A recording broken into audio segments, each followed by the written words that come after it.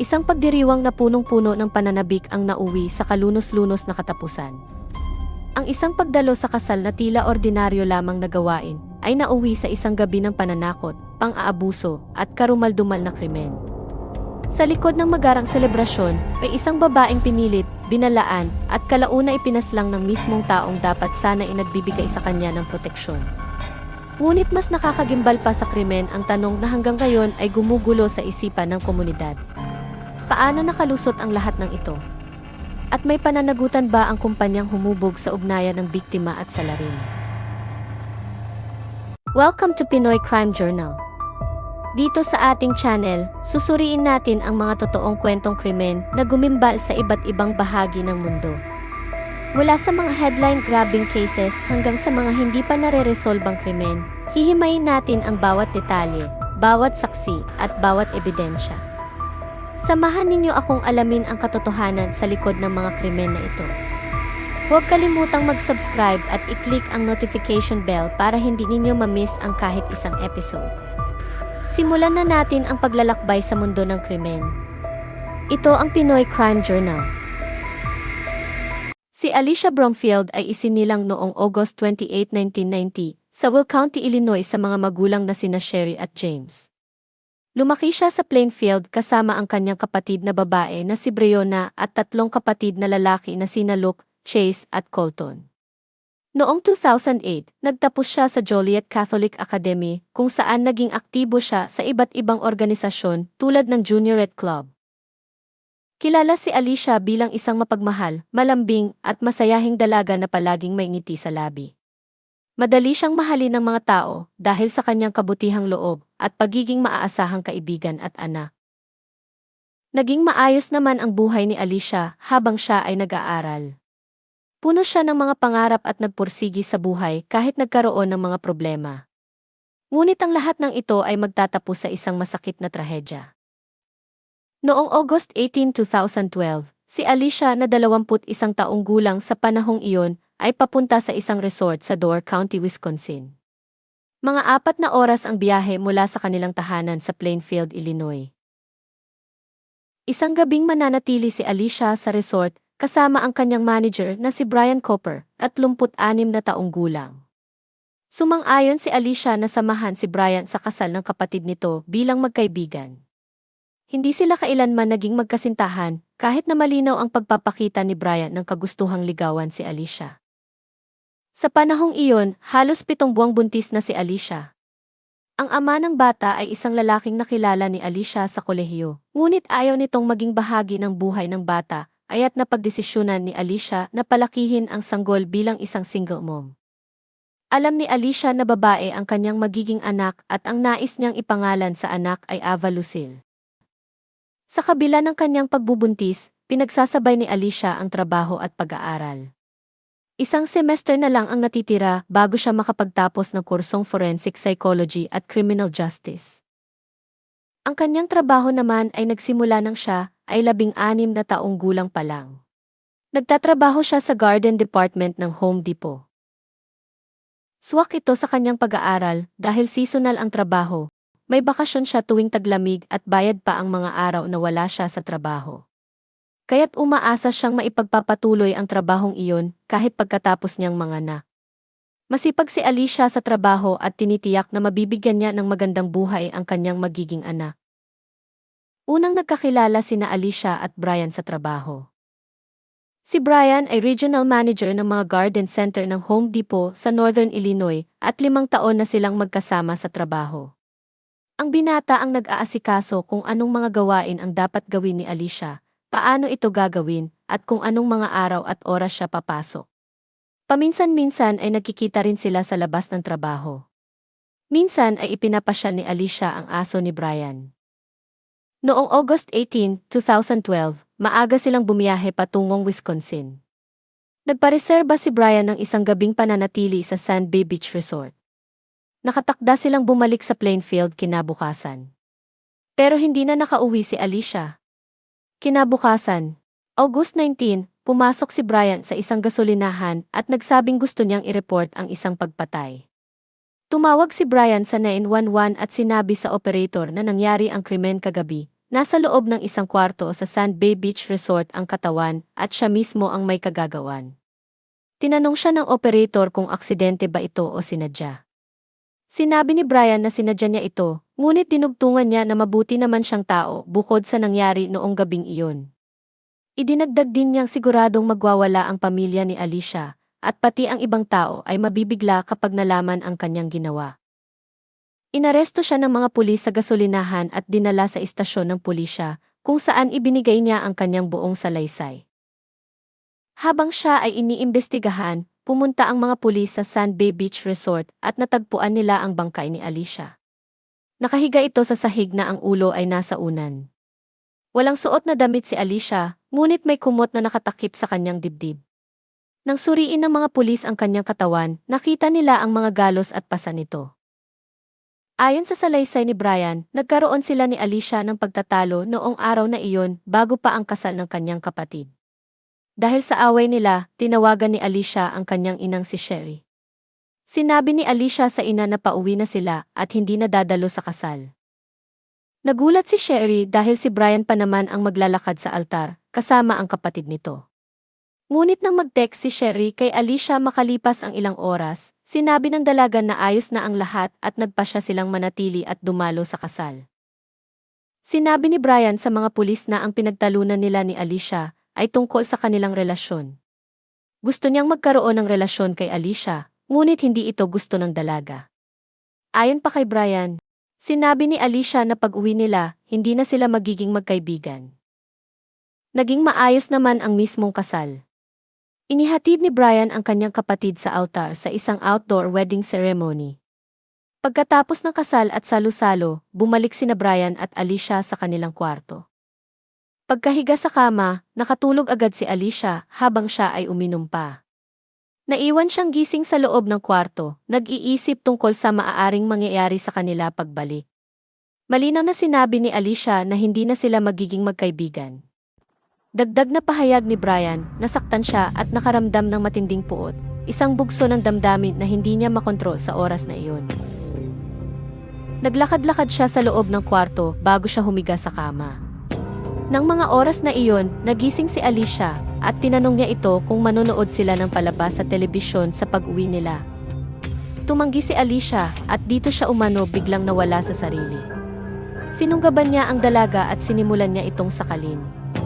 Inilarawan ni Brian sa mga pulis kung paano niya sinakal ang biktima gamit ang kanyang mga kamay. Nakahiga si Alicia sa kama, nakatingala at nakiusap na itigil niya ang ginagawa. Sinabi rin ni Alicia na isipin niya ang sanggol at sinubukang itulak siya palayo. Kinagat pa nito ang kamay ni Brian dahilan upang mahulog sila mula sa kama. Hindi tumigil si Brian hanggat hindi na gumagalaw si Alicia. Nang mamatay ito, sinabi ni Brian na gusto niyang makita ito ng hubad kaya hinubaran niya ito ng walang pag-alinlangan. Pagkatapos ay hinalay niya ang walang buhay na katawan ng biktima. Ikinuwento rin ni Brian sa mga pulis na sinubukan niyang kitlin ang sariling buhay pagkatapos ng krimeng ginawa, ngunit hindi niya kinayang gawin ito. Sa halip, natulog siya sa bathtub ng gabing iyon.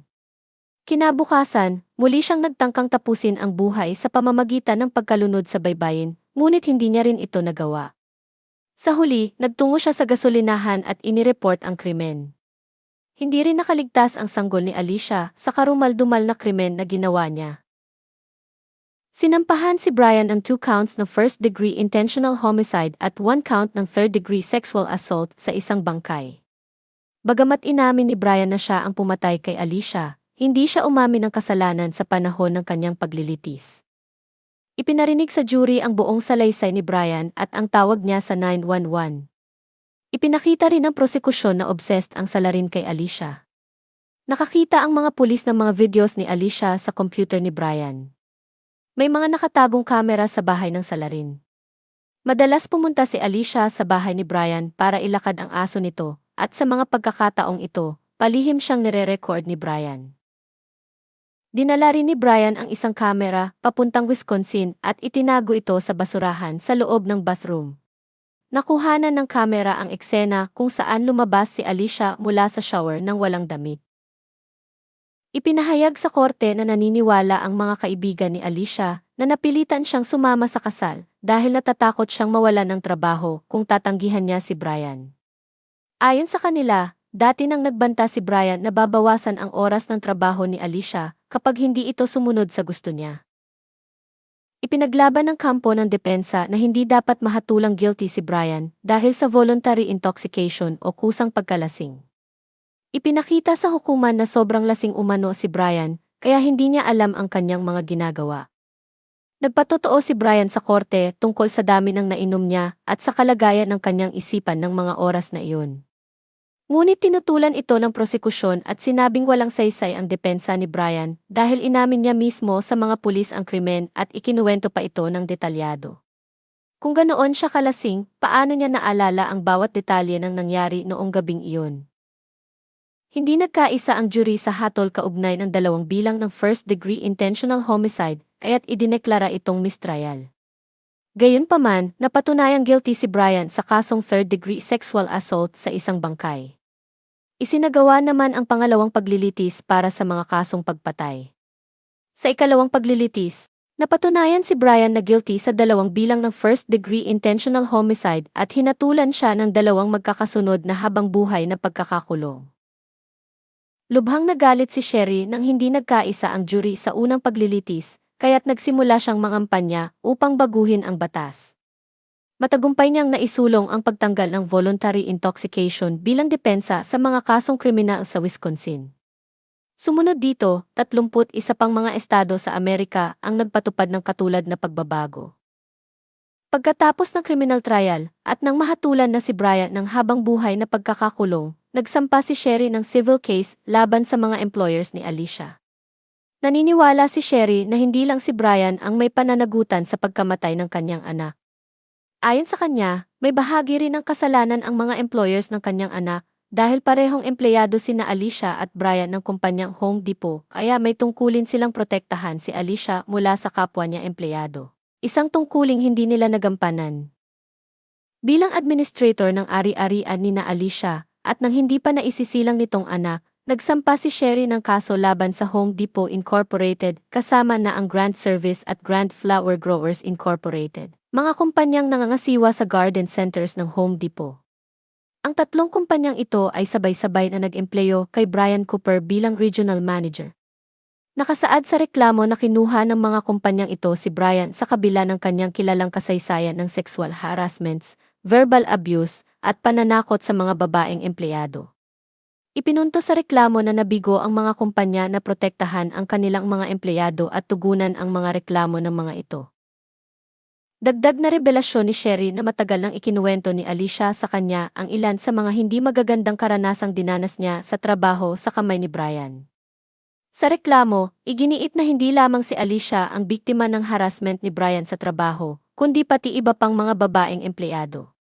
Ang sentro ng argumento ni Sherry ay ang paniniwala niyang ginamit ni Brian ang kanyang kapangyarihan bilang manager upang mapilitang sumama si Alicia sa personal nitong biyahe, ang kasal ng kapatid ni Brian. Hindi naniniwala si Sherry na pupunta si Alicia sa kasal kung hindi ito ang boss niya at kung hindi siya natakot sa posibleng kapalit ng pagtanggi. Iginiit naman ng 3 kumpanya na wala silang pananagutan sa mga kilos ni Brian sa labas ng lugar ng trabaho. Dahil ang krimen ay nangyari sa isang personal na dahilan at hindi sa loob ng kumpanya. Pumabor ang District Court sa posisyon ng mga kumpanya. Ngunit inapila ang desisyong iyon at kalaunan ay nabaligtad. Nang dinggin ng Court of Appeals ang kaso, lumabas na may mga reklamo na laban kay Brian ng panghaharas sa mga babaeng empleyado bago pa ang nangyaring pagpatay kay Alicia. Isa sa kanila ay si Jessica, na ayon sa alegasyon ay kinahumalingan ni Brian. Inireklamo ni Jessica na may mga pagkakataong nagsalita si Brian tungkol sa masiselang bagay at idinidikit ang sarili sa kanya. Isinumbong ito ni Jessica sa kanilang group leader na nagsabi ring may iba pang empleyadong nagreklamo laban kay Brian at maging ito ay hindi komportable na makatrabaho si Brian. Dahil dito, nag-resign si Jessica sa trabaho. Matapos umalis ni Jessica, si Alicia naman ang pinagtuunan ni Brian ng kanyang atensyon. Ayon sa korte, malinaw ang argumento na may pananagutan ang mga kumpanya dahil alam ng mga nakatataas na pamunuan ang asa ni Brian. Inireklamo na ito ng ilang beses. Isinumbong ni Alicia sa kanyang group leader na ayaw niyang mapag-isa kasama si Brian, ngunit nanatili pa rin ito sa trabaho kahit matapos ang napakaraming reklamo. Inutusan si Brian na dumaan sa anger management classes, ngunit hindi niya ito tinapos. Nang harapin niya ang HR manager tungkol sa utos na iyon, pinilit siyang dumaan sa karagdagang klase pero hindi na ito nasundan. Isinasaalang-alang din ng korte ang mga pangyayari bago ang kasal ng kapatid ni Brian. Noong una, tumanggi si Alicia na sumama sa kasal noong 2012, ngunit sinabi ni Brian na tatanggalin siya sa trabaho o babawasan ang oras niya kung hindi siya sasama kaya napilitan si Alicia na sumama. Lubhang nabahala ang isang hukom ng korte sa mga detalye ng kaso. Ayon dito, hindi man sa opisina ng mga kumpanya pinatay ni Cooper si Alicia, at hindi man gamit ang kagamitan ng kumpanya, ginamit naman ng salarin ang kapangyarihang ibinigay sa kanya ng mga kumpanya bilang nakatataas ni Alicia. Binalaan niya si Alicia at isa itong malinaw na banta ng isang konkretong aksyong may kinalaman sa trabaho. Ayon sa Home Depot, kahit pa inasahan nilang maaaring lumala ang harassment ni Brian mula sa kawalan ng respeto sa mga babaeng empleyado patungong pisikal na pananakit. Hindi raw nila inaasahan na hahantong ito sa pagpatay. Halos 13 taon na rin ang nakaraan nang mangyari ang pagpaslang sa biktima. Wala pang pinal na desisyon o parusa sa Home Depot kaugnay ng pagkamatay ni Alicia Bromfield hanggang sa taong kasalukuyan. Ang kasong sibil ay muling binuhay ng 7th Circuit at ibinalik para sa karagdagang pagdinig, ngunit wala pang inilalabas na opisyal na resolusyon o resulta. Hanggat walang bagong dokumentong legal na lumalabas, nananatiling nakabinbin sa korte ang isinampang kaso ng kamag-anak ni Alicia para sa kanyang pagkamatay. Makalipas ang mahigit isang dekada, nananatili pa ring bukas ang sugat ng pamilya, habang ang sistemang dapat sana ay nagbibigay hustisya ay tila natutulog. Habang ang isa ay habambuhay ng nakakulong, ang tanong ay nananatiling nakabitin. Sapat na ba iyon at kailan mananagot ang mga institusyong may papel sa trahedyang ito? Sa bawat kaso ng pananabutahe sa katarungan, muling nabubuhay ang panawagan, hindi lang para sa hustisya ng isang biktima, kundi para sa pagbabago sa isang sistemang madalas nakakalimot sa kanilang dapat ipagtanggol. Naway ganap na makamtan ng pamilya ang hustisya para kay Alicia Bromfield. Maraming salamat sa inyong panonood dito sa Pinoy Crime Journal. Kung nagustuhan ninyo ang episode na ito, huwag kalimutang magbigay ng komento at i-share sa inyong mga kaibigan. Tandaan, mag-ingat at manatiling mapagmatsyag. Muli, ito ang Pinoy Crime Journal. Hanggang sa susunod na episode, paalam at magandang araw sa ating mga taga-subaybay.